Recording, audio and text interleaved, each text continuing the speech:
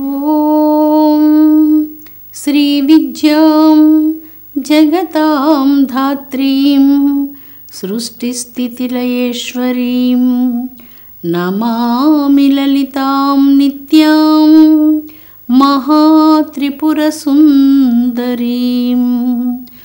ఓం శ్రీమాత్రే నమః. ఓం శ్రీ లలితాంబికాయై నమః. అమృతాత్మస్వరూపులైన మీ అందరికీ మీ తల్లి అవ్యాజ్యమైనటువంటి మాతృప్రేమనందిస్తూ శ్రీ లలితాంబిక రహస్యనామ సహస్రాలలో కామరూపిణి అన్నటువంటి 5 బీజమంత్రాలు కలిగినటువంటి నామము సమస్త అభీష్టాలను అనుగ్రహించినటువంటిది అని అర్థం. అనేక రూపాలను ధరించినటువంటిది అని మరొక అర్థం. కామేశ్వరుడైనటువంటి పరమేశ్వరునికి గృహిణి అని మరొక అర్థం. కామేశ్వర గృహేశ్వరి, కామేశ్వరుని యొక్క హృదయ నివాసిని, కామేశ్వర స్వరూపిణి.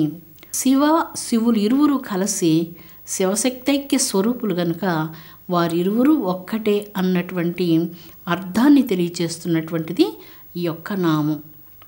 కామరూపిణి అనగా ఒకసారి జగన్మాత భ్రమర రూపాన్ని ధరించింది. లోకజనని భ్రమర రూపంలో వస్తుంది అని ఎవరు ఊహించలేరు. అందువలన తల్లి భ్రమరాంబిక అయినది. అలాగే అనేక స్వరూపాలను ధరించి ఈ లోకానికి వచ్చేటువంటి తల్లి యొక్క రహస్యాన్ని ఎవ్వరూ గుర్తించలేరు. హరిలీల హరికి ఎరుక అన్నట్లుగా జగన్మాత యొక్క లీల జగన్మాతకే ఎరుక. ఆ దివ్య లీలామ యొక్క లీలలను గురించి తెలుసుకునేందుకు సామాన్యమైనటువంటి మనోబుద్ధులు సరిపోవు. అందుకే ఇక్కడ లోకజనని కామరూపిణి అన్నటువంటి నామంలో అనేక స్వరూపాలను ధరించి ఈ భూమి మీదకు విచ్చేసినటువంటి మహాదేవి, అనుగ్రహదాయిని, శివుని యొక్క హృదయ శక్తి, ఈశ్వరుని యొక్క హృదయంలో విరాజిల్లేటువంటి దివ్యమైనటువంటి శక్తి, జగీయమానమైనటువంటి పరబ్రహ్మమయ శక్తి అంటూ ఈ యొక్క నామం అనేక అర్థాలను తెలియజేస్తూ ఉన్నది.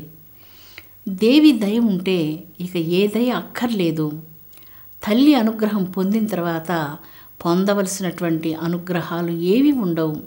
అలాంటి ఇచ్ఛాశక్తి, జ్ఞానశక్తి, క్రియాశక్తి, మహాశక్తి స్వరూపిణి, రాజాదిరాజరాజేశ్వరి, అఖిలాండకోటి బ్రహ్మాండాలకు తల్లి నాయకురాలు, సకల ప్రపంచాలను నిర్మించినటువంటి సకల ప్రపంచ నిర్మాత్రి, కామేశ్వర హృదయంలో విరాజిల్లేటువంటి దివ్య చేతనాశక్తి.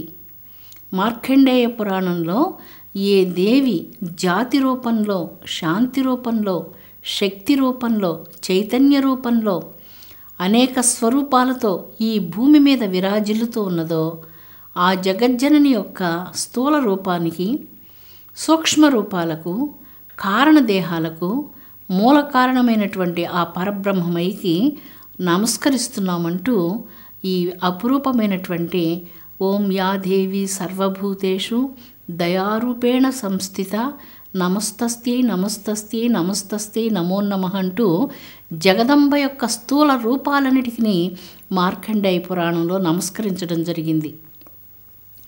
ఈ సృష్టిలో పరిణామ క్రమంలో ఉన్నటువంటి స్వరూపం కూడా నీవేనమ్మా అని చెప్పబడుతూ ఉన్నది. అంతేకాకుండా సృష్టి స్థితి వినాశనాలకు కారణమైనటువంటి కారణభూతురాలుగా ఈ లోకజనని కీర్తించబడుతూ ఉన్నది. సృష్టి స్థితిలయ కారిణి జనని, కామక్రోధ లోభ మోహనాశిని ఈ జగజ్జనని. వీటిని ఎవ్వరూ నశింపచేసుకోలేరు. తల్లి పాదార విందాలను శరణు పొందితే ఈ గుణాలన్నిటినీ తల్లియే నశింపచేసి ఆత్మజ్ఞానాన్ని ప్రసాదిస్తుంది. అమ్మ అండగా ఉంటే ఇక ఏ అండదండలు అవసరం లేదు. దీనికి దృష్టాంతంగా ఒక చిన్న కథ మనం చెప్పుకుందాం. ప్రాచీన కాలంలో ఒక బీద బ్రాహ్మణుడు చాలా కష్టపడి తన పంట పొలంలో చాలా పని చేసి పంటలు పండించి ఆ వచ్చినటువంటి ధాన్యాన్ని కొంతవరకు తాము వాడుకొని మిగిలినటువంటి కొంతపాటి ధాన్యాన్ని, కొన్ని కాయగూరలు ఇవన్నీ కూడా అమ్మి ఒక ధనికుడు దగ్గర తన ధనాన్ని చేర్చిపెట్టుకుంటూ ఉన్నాడు. అంటే ఆ కాలాల్లో బ్యాంకులు అవన్నీ లేవు గనుక ఒక ధనికుడి చేతికి తన ధనాన్ని ఇచ్చి తన కుమార్తె పెండ్లి కోసం తన ధనాన్నంతా నెమ్మదిగా కొంచెం కొంచెం దాచిపెట్టుకుంటూ వస్తున్నాడు.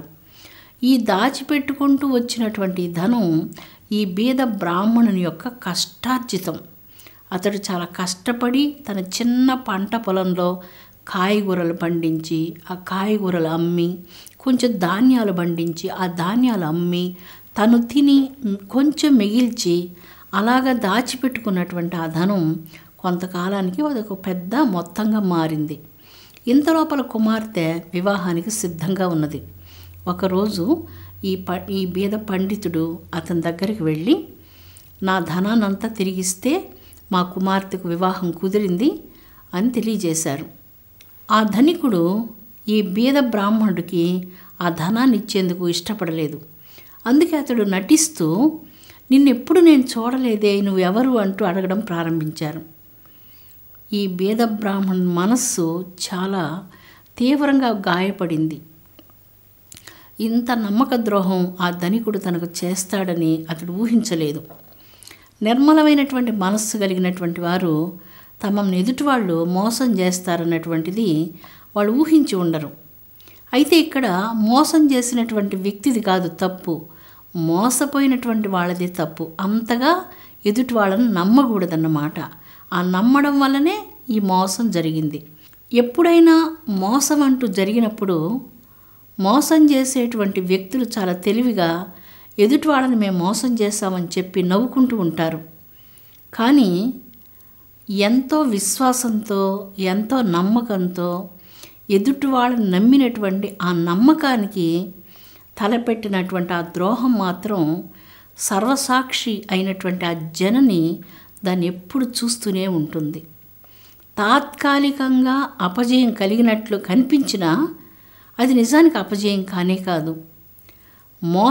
మోసం చేసినటువంటి వ్యక్తిది కాదు ఇక్కడ తప్పు, మోసపోయినటువంటి వ్యక్తిదే తప్పు. ఎందుకంటే అంతగా ఎదుటి వాళ్ళని నమ్మకూడదు అన్నటువంటి ఒక గుణపాఠం నేర్చుకున్నారు.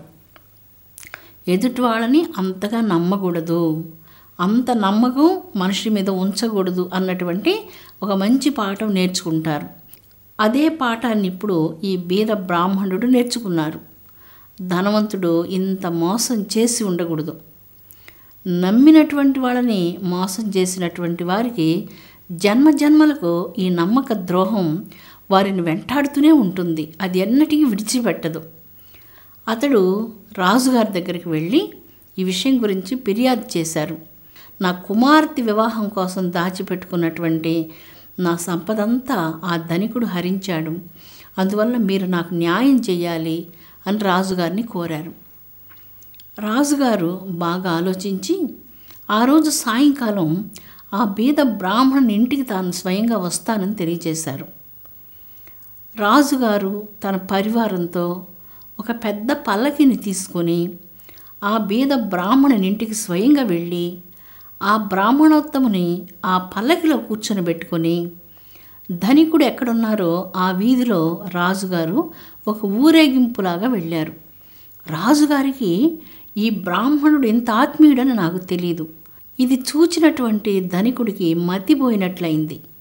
ఒకవేళ నా మోసం గురించి రాజుగారికి తెలియచేస్తే రాజు నాకు నిజంగా చాలా కఠినమైనటువంటి దండన విధిస్తారు, తప్పదు అన్నటువంటి ఉద్దేశంతో ఆ ధనమంతా తీసుకొని వచ్చి ఆ బీద బ్రాహ్మణునికి స్వయంగా ఇచ్చి క్షమాపణ చెప్పి వెళ్ళిపోతారు. రాజుగారి యొక్క అండ ఈ బీద బ్రాహ్మణునికి ఉన్నది అని తెలియగానే ధనికునికి మనస్సులో చాలా భయం కలిగింది. వెంటనే ఆ ధనాన్ని తెచ్చి ఆ బ్రాహ్మణునికి ఇచ్చి క్షమాపణ చెప్పి వెళ్ళిపోతారు. ఇక్కడ చాలా అద్భుతమైనటువంటి నీతి ఈ కథలో మనకు కనిపిస్తుంది. ఒక మహారాజు యొక్క అండ ఉన్నది అనగానే ఈ బ్రాహ్మణుని పట్ల చేసిన అపరాధానికి అతనికి చాలా భయం కలిగింది. కానీ రాజులకు రాజు, రాజులందరికీ రాజు, మహారాజులకే రాజు, అలాంటి రాజు అయినటువంటి ఆ దైవం యొక్క అనుగ్రహం, మహారాజ్ఞి అయినటువంటి ఆ పరదేవత యొక్క అనుగ్రహం ఉంటే ఎంత ధైర్యంగా ఈ లోకంలో జీవించవచ్చో మీకు నేను చెప్పనక్కర్లేదు. అలాంటిది దైవం యొక్క అండ. జగన్మాత కొండవలే అండగా నిలిచి నిరంతరం తన బిడ్డలను కాపాడుతుంది. మహా అనుగ్రహదాయిని అయి నిరంతరం రక్షణ చేస్తూ ఉంటుంది. తన బిడ్డల రక్షణ తప్ప తల్లికి మరొక్క విషయం నందు తత్పరత ఉండదు. నిరంతరం బిడ్డల యొక్క రక్షణయే తల్లి యొక్క తత్పరత. కోటి తప్పులు మన్నించడమే తల్లి యొక్క తత్పరత. తెలిసి చేసినా కూడా వాటిని క్షమించేటువంటి ఔదార్య గుణం కలిగినటువంటి లోకజనని, కరుణాస్వరూపిణి అయినటువంటిది శ్రీ లలితా పరమేశ్వరి జగజ్జనని.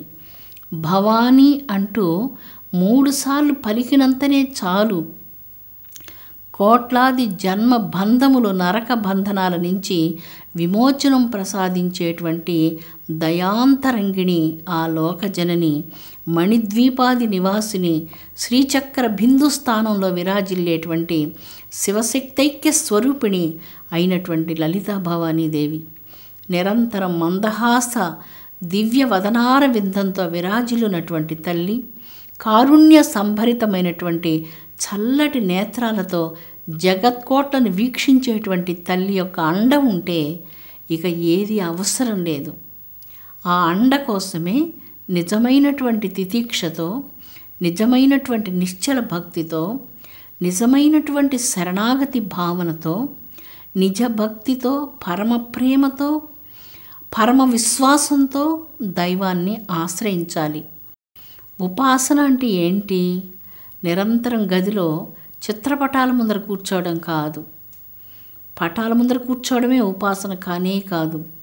ఉపాసన అంటే శరీరంలో ప్రతి కణంలో, ప్రతి గుండె చప్పుడులో, ప్రతి ఉచ్ఛ్వాస నిశ్వాసంలో, జీవితంలోని ప్రతి క్షణంలో అమ్మ యొక్క ఆ ఆరాటం, అమ్మ మీద అపూర్వమైనటువంటి ప్రేమ, అఖండమైనటువంటి భక్తి, ఇది నిజమైన ఉపాసన. ప్రతి ఉచ్ఛ్వాస నిశ్వాసంలో ఆ హంస మంత్రం సాగుతూ ఉండాలి. ప్రతి కణంలో, శరీరంలో, అణువణువులో తల్లి నిండిపోవాలి. అలాంటి అనన్య భక్తి కావాలి. అలాంటి అనన్యమైనటువంటి చింతనకు తల్లి కరిగిపోతుంది. దీనికోసం ఇంకా కోట్ల జన్మలు ఎత్తనక్కర్లేదు. లోకజనని యొక్క కారుణ్యం కలగగానే అన్ని రకాల ఉపాసనలు క్షణకాలంలో సిద్ధి పొందుతాయి. అమ్మ అనుగ్రహం ఉంటే ఉపాసన ఎంతసేపు? ఎప్పుడు నిరంతరం గదిలో కూర్చొని తలుపులు మూసుకొని పటాల ముందర కూర్చోవడం ఉపాసన కాదు. మనసు ఎక్కడెక్కడికో వెళ్తూ ఐహిక విషయాల మీద చింతిస్తూ కేవలం జపమాలలు తిప్పుతున్నంత మాత్రాన అది ఉపాసన అనిపించుకోదు. ఉపాసన శరీరంలో ప్రతి కణకణంలో, ప్రతి అణువులో ఆ ఉపాసన సాగుతూ ఉండాలి. ప్రతి క్షణం సర్వసమర్పణ భావంతో నిశ్చలమైనటువంటి ఆత్మ నిరీక్షణ, అద్భుతమైనటువంటి సాధన, అద్భుతమైనటువంటి సమర్పణ, సర్వసమర్పణ భావం కావాలి. ఇలాంటి మహాద్భుతమైనటువంటి ఆత్మచింతనతో ఎవరైతే జీవితాన్ని అంతరంగంలోనికి మరలించుకుంటారో వారికి ఆత్మసాక్షాత్కారం కలుగుతుంది. ఆత్మసాక్షాత్కారం అపూర్వమైనటువంటి పదం ఇది. దేనిని మనం సాక్షాత్కరించుకుంటున్నామంటే మన లోపల ఏ దివ్యమైనటువంటి చేతనా శక్తిగా లోకజనని విరాజిల్లుతున్నదో, ఎన్ని కోట్ల జన్మలుగా ఏది మనం నష్టపోయి అనేక జన్మలు ఎత్తామో, ఈ జన్మలో ఆ పవిత్రమైనటువంటి లక్ష్యాన్ని పొందేందుకు తల్లిని శరణు పొందాము. అంతా నీదే, నాది ఏది లేదు, అనుగ్రహించు అన్నటువంటి ఒకే ఒక్క పవిత్రమైనటువంటి ఆత్మ సమర్పణ భావంతో జగన్మాతను అంతరంగంలో నిత్యం ఆరాధించడం. కణకణంలో తల్లియే, ప్రతి క్షణంలో తల్లియే, ప్రతి ఉచ్ఛ్వాస నిశ్వాసంలో కేవలం తల్లి మాత్రమే ఉన్నది. జీవితమంతా తల్లియే. ఈ శరీరం అనేటువంటి రథంలో తల్లి ఆసీనురాలై ఉన్నది. ప్రతి నిమిషం తల్లి జీవితాన్ని నడిపిస్తూ ఉన్నది. తల్లి తప్ప అన్యం ఏమీ లేదు అన్నటువంటి నిశ్చయాత్మకమైనటువంటి భావన జీవితంలో కలుగుతుంది. అమృతాత్మ స్వరూపులారా, అలాంటి శివశక్తైక్య స్వరూపిణి, కామరూపిణి అంటూ ఈ నామంలో కీర్తించబడినటువంటి బ్రహ్మాండ కోట్లకు నాయకురాలైనటువంటి లలితా పరమేశ్వరీదేవి విశ్వశాంతిని అనుగ్రహించునుగాక. ఓం శాంతి శాంతి శాంతి.